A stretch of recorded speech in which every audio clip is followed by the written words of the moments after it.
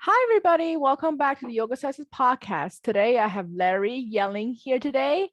He is phenomenal when it comes to holistic health and wellness.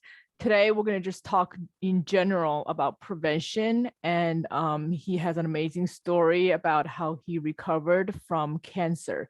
So really excited to have you on with us today on the show, and looking forward to hear more about you. Thank you so much for being on with us. Well, thank you for the invitation, and it's going to be an interesting conversation. I want people to to learn things from this that they can put in their own lives. I want them to laugh. I want them to let go and to enjoy this talk and to enjoy us. And hopefully it opens up pathways of healing for them, as well as if they're open for any questions or things afterwards, they can always reach us, and we're here to help. Great. That's awesome. And also want to share that this is the part one of the interview. And the following week, we will have the update on another modality that he uses is photo art, how that helps with healing. So today we're just going to talk about general healing wise, right? Yes.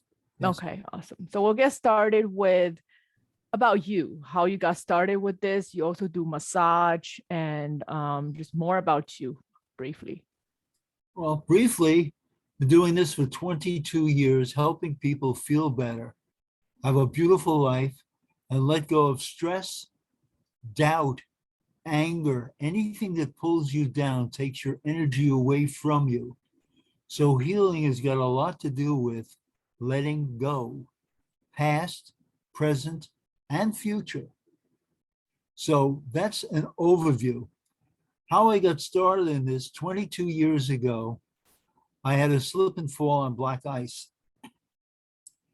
I got a severe concussion, broken elbow. IQ went to under 100, and I could hardly speak and no memory. I was talking like this, which wasn't where I chose to be for the rest of my life. So then the question is, I'm a corporate vice president. I'm doing extremely well. I'm one of the leaders in the field I was working in. And all of a sudden I'm home and I can't do a thing. My doctors, the neuropsychologists, the psychologists, the neurologists and all that, they basically said to me, Larry, you have brain damage. There's no such thing as a little brain damage. We don't know. The medications we gave you are making you dizzy and they're not helping you. So we're just going to have to wait 2 years and see what happens. Yeah. So I said to myself, what can I do? If I'm responsible for my health, do I choose to live this way 2 years in doubt? Or am I going to be proactive and find something that'll work? I knew nothing about alternative medicine, but what I decided to do is, let me try it. And if it works for me and I'm able to learn the modality, I want to learn it when I get better and help others. And that's what started me on my path. I started out with a acupuncturist, didn't get much results. I went over to a friend of mine who does shiatsu and reiki. It was very relaxing. I decided I was going to learn reiki. I'm a reiki master now and teacher. But I did find a modality that worked, and it was an interesting story how this happened. I couldn't watch television because my eyes are very sensitive to light. I didn't remember much of what I heard or saw because my IQ was pretty much gone. But I was listening to radio shows, and they had this woman on.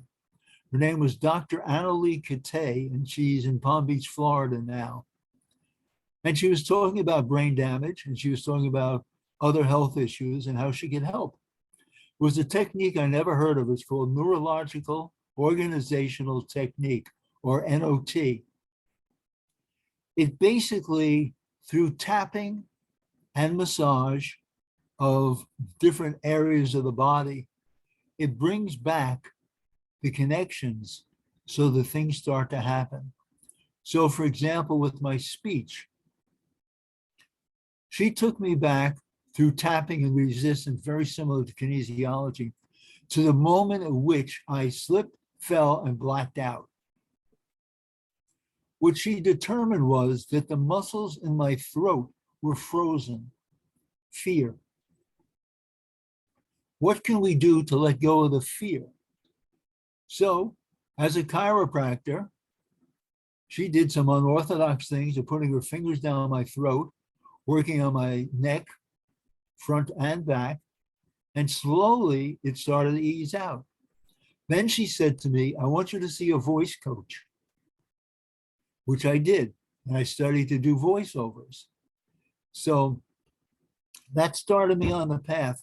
I could not study neurological organizational technique because I'm not a doctor or a chiropractor. But over the years, the various modalities I have learned are Jinshin Jitsu, where I'm a self-help instructor. These are all gentle art, energy works, running bars, polarity, quantum touch, healing touch, Pangu Shengon, meditation, breathing, massage, lymphatic massage, and so many other things where I'm able to help people today with health issues, anything from cancer to just stress. PMS is another I've worked on, pre-op, post-op, cancer. And this is just some of the things. I'm not a doctor. The disclaimer is it's a suggestion. It's an opportunity to heal. It's called complementary medicine. Cannot deal with this. It's called complementary medicine because it complements regular medicine. And it's also called alternative medicine. So the difference between what I do and what a doctor does is doctors or allopathic medicine go to the symptom where you have the pain. So after they've done tests, whether it be x-rays or nerve conduction or whatever, they will then say, well, I think you need a muscle relaxant and a painkiller.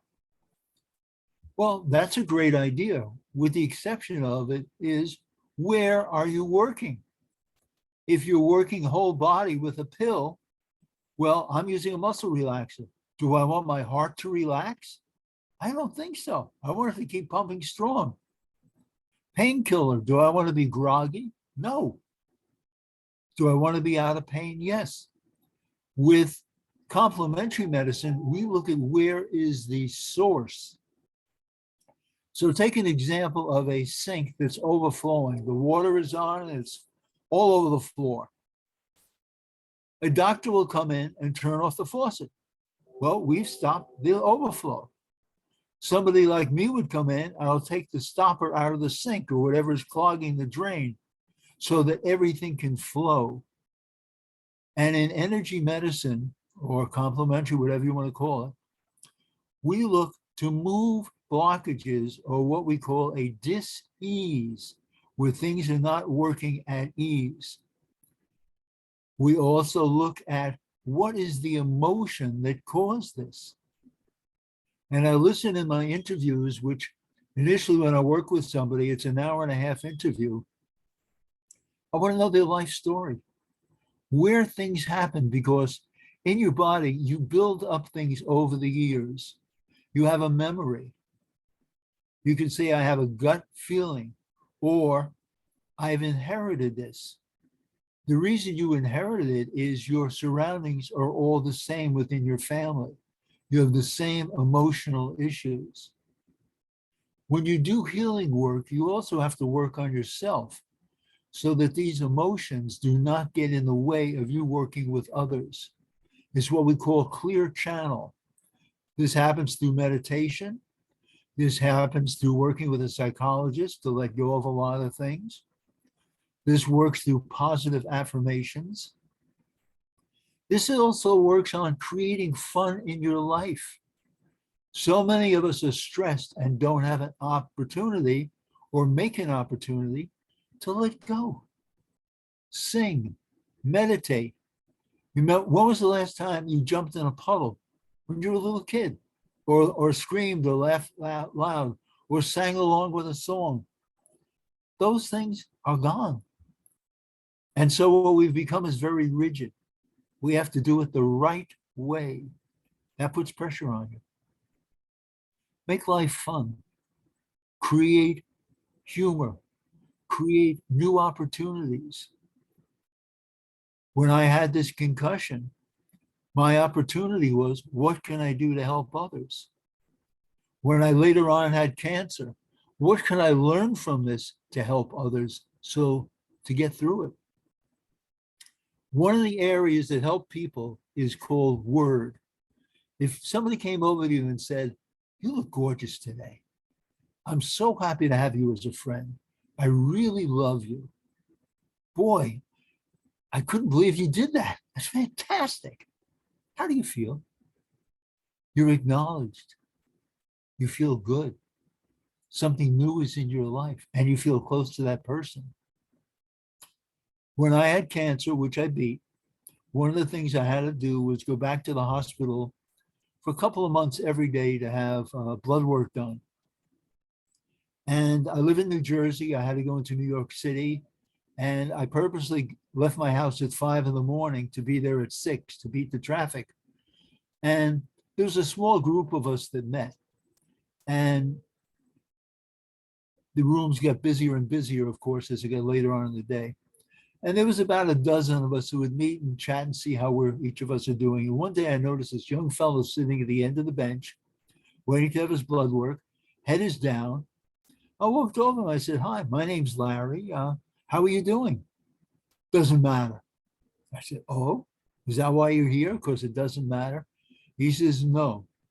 My mother died 2 months ago and I have the same cancer that she has. I said, I don't understand. He says, I should have been there for her. I don't care if I live or die. I shouldn't have gone to work. I said, so this makes sense? He says, yes. I said, okay. So let me ask you a question. What would your mother want for you in your life? Would she want you to die from cancer in your mid-20s, or to have a beautiful life with children and remember her with love? And he looked at me. 2 weeks later, I saw him in the hall with big thumbs up and a smile. This is all making a difference through words, through encouragement, through caring. This is part of what medicine doesn't do. This is what holistic work does. This is where things come in, where your body has that stress removed or can repurpose. There is a word called derailing. Many of us live one way. I wake up in the morning, I have the same pain, I take the same medications, and nothing changes. But this is expected. I'm going on the straight and narrow. I will say to them, what if you didn't have this pain? What if every day you didn't wake up like this? Now, a doctor's not going to say that, but it's an excellent question.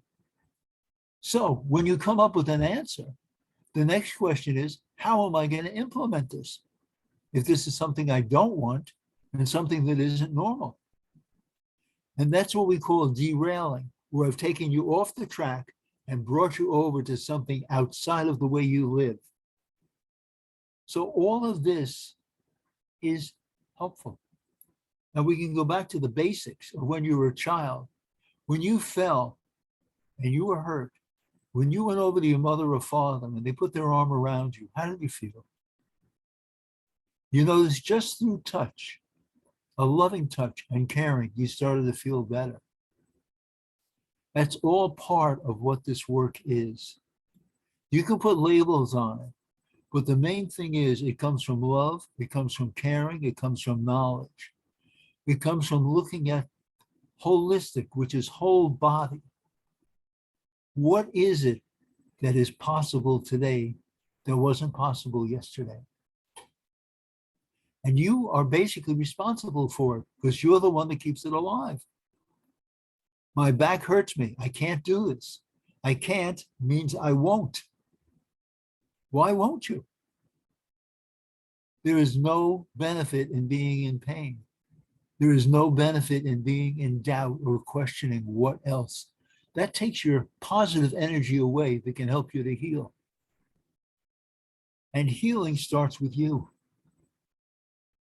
So whatever is necessary, be your own doctor. Even if you're in the hospital, question everything because they make errors. I've been in the hospital a couple of times more than I'd like to be. As a holistic healer, you say, how'd you wind up there? Well, I'm human and things do happen. But I check everything. And about a year ago, I was in for a minor operation. I didn't know the general practitioner who was checking me every day, but I didn't need anything major. And when the nurse came by that night, she says, here's your meds. And I looked at them and I said, what is this? I've never had this before. I'm just on some minor stuff right now. She says, oh, the doctor prescribed it. I said, what is it for? She says, oh, you've had your gallbladder removed and you have kidney issues. I said, that's not me. It's the person in the bed next to me. Well, the doctor prescribed it for you. I said, tell the doctor he can have it back. All of a sudden, they don't like me because I'm not taking my medicine. The simplicity of it is question everything. Don't be automatic. Look for ways to make things happen. You can do it. And they make you stronger. And it's a way also of helping people, which is where I started out from. It's a way of sharing love. I can bring God into this. I don't want to get too deep, but again, it is his will that has us do what we're doing and helps us. And I go with it. The work I do, I give thanks for the gifts he has given me. And this again, in a sort of selfish way, helps me live a better life. Just by being open to the positive, rejecting doubt, negativity, even pain. I've learned breathing techniques to let go of pain. I was in the hospital yesterday. I go every 3 weeks for post-cancer treatment. Very, very minor stuff. It is got nothing to do with chemotherapy or radiation or anything like that. But when I'm in there, they say to me, you come in the least amount of times for any patient we have, and you've had the best results. This is because this is what I have chosen to do. It's possible to do anything you want to do. It starts with motivation. The only limiting factor is time. And whatever time you have, that's the time you can improve your life, improve your health. So this is just a brief introduction to the background of this work. Pam, do you have any questions? Oh, that was amazing. I can hear you talk all day.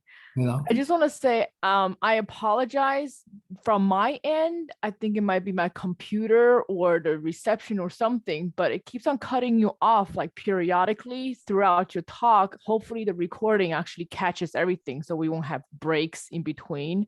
But I got the majority of like everything you say. Just once in a while, I just have like a couple of seconds of like cut you off. Hopefully we captured everything.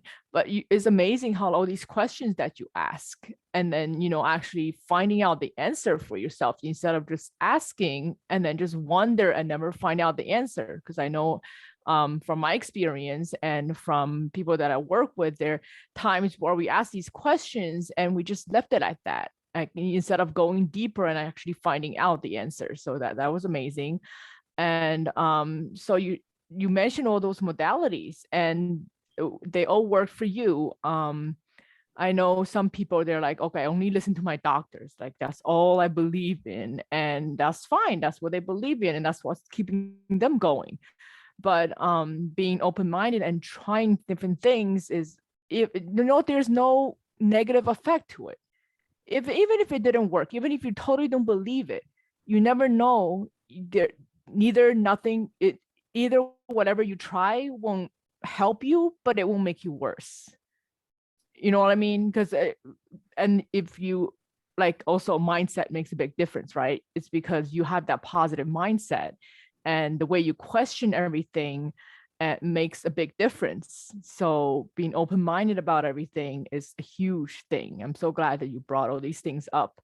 Like I would, if you could share some of, like you said, breathing techniques to help with pain, and some of the touch things, because you do massage. I know it's different versus you, like, you know, trying to work on like some of the stuff on your own versus somebody else doing the healing touch. But like some of the things that people can just do on their own. Okay. I'll start very basic. Your life is in your breath. If you are not breathing, you're not here. But what do we do to make our breathing stronger? Now, with COVID going around, it attacks your lungs. Doctors are not going to give you, and I don't mean to knock doctors, but there's two different thoughts here.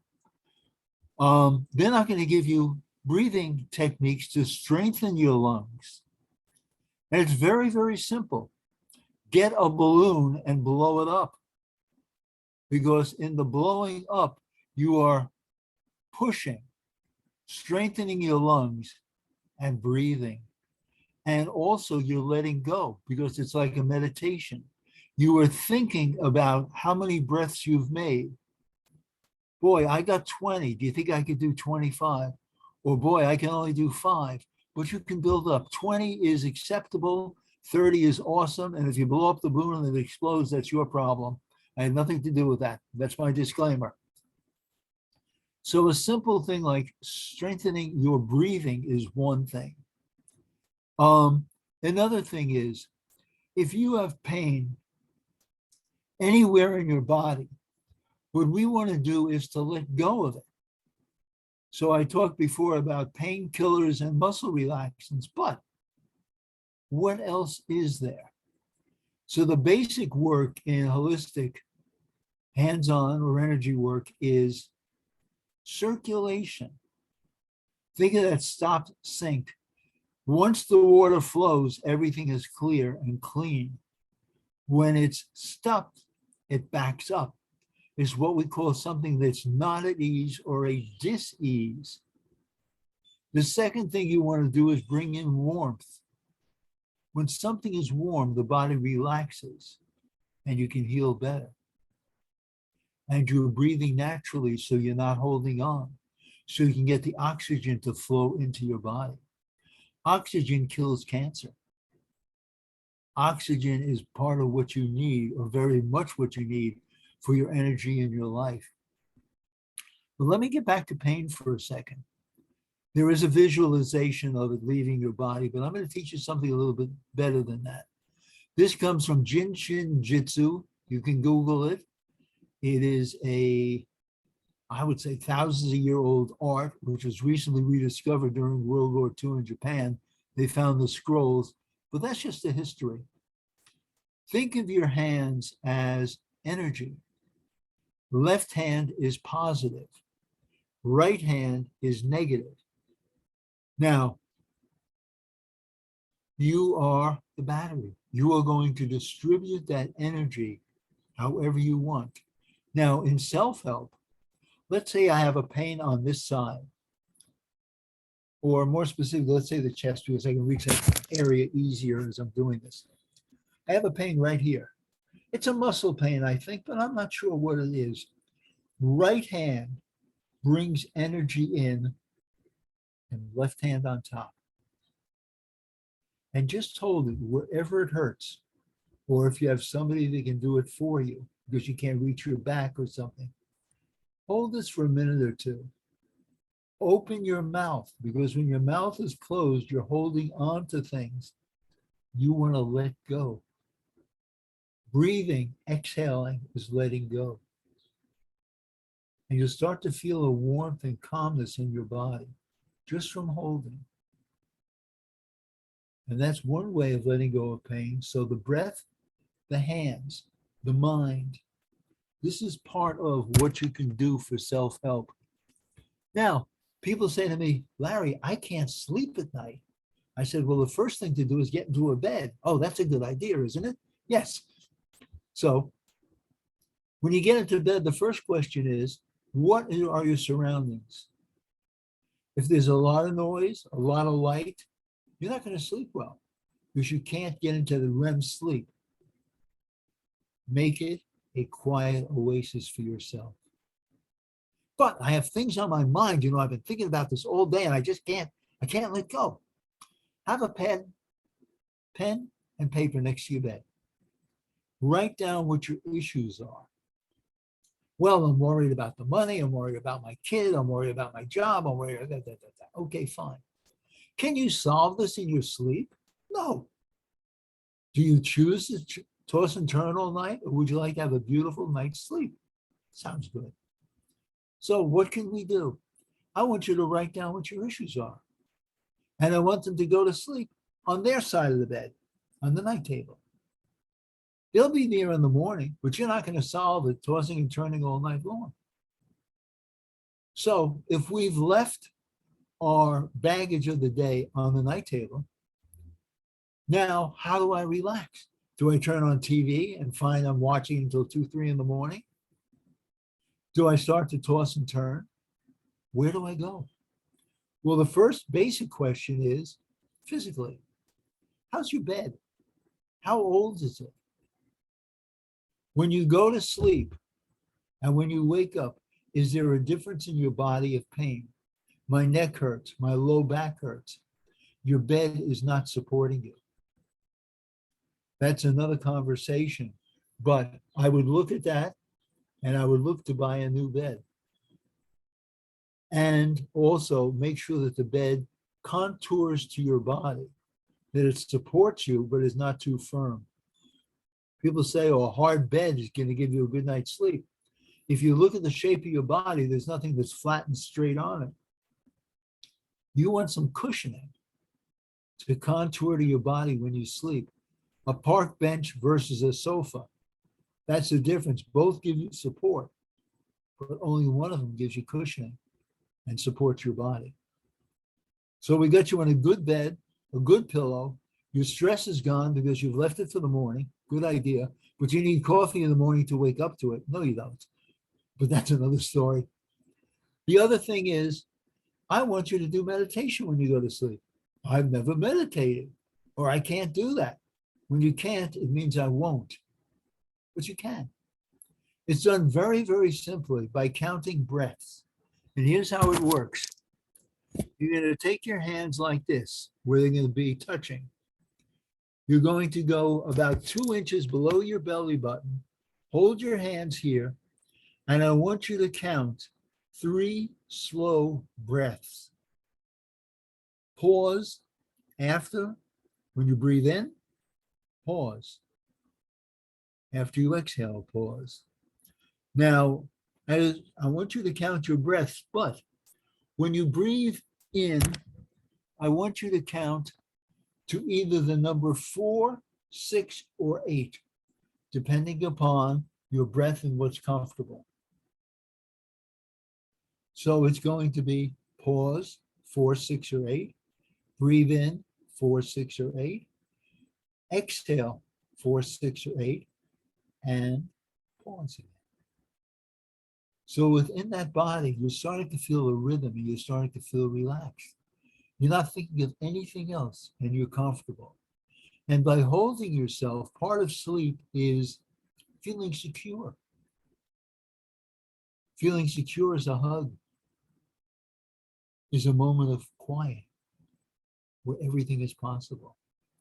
So after you've done those 3 breaths there, you move up to the upper chest and you do 3 more breaths. And you notice that you're starting to relax a little. The muscles in your body are starting to let go. Your breathing is easier. And then you go up almost on the collarbone. That's going to be 9 complete breaths, at least 5 minutes. When people say they don't have time to meditate, I said, if you've got 5 minutes before you go to sleep, do it. It'll change your life. Or when you get into your car and you stop at a red light, boy, I can breathe. Take in a deep breath or two. Let go of your day. Breathe in what you want. I want love. I want God. I want peace. I want health. What do you want to let go of? Doubt, worry, stress, illness. Breathe in. Hold it. Exhale with force to give it back to the world. But you exhale with the word of whoosh, because if you go, there's no intentionality in letting go. Breathe in, then out. Whoosh.